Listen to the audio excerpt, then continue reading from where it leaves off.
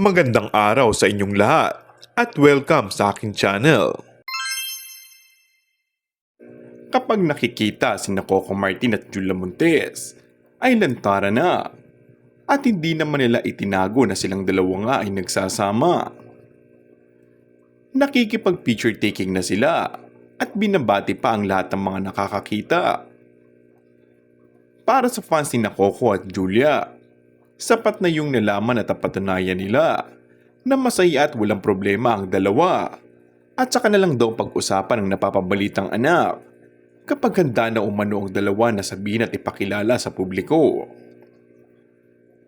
Sa tuwing may lakad o bakasyon sina Coco at Julia, marami tuloy ang napapatanong kung bakit wala silang kasamang anak. Matagal na rin naman kasing chismis na may baby na raw sina Julia at Coco, pero hindi pa nga nila inaamin yun.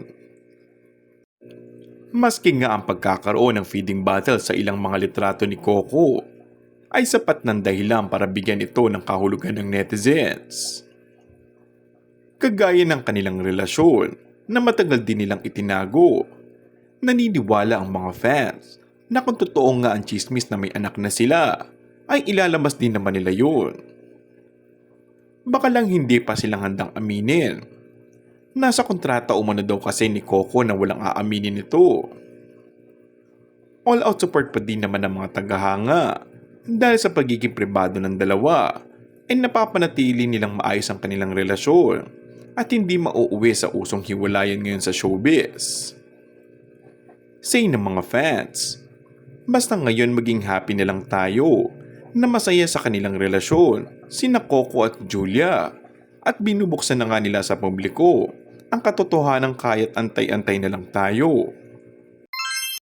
And that's all for our today's video. Kung bago ka lang sa aking channel ay mag-subscribe at pindutin na rin ang notification bell. Maraming salamat!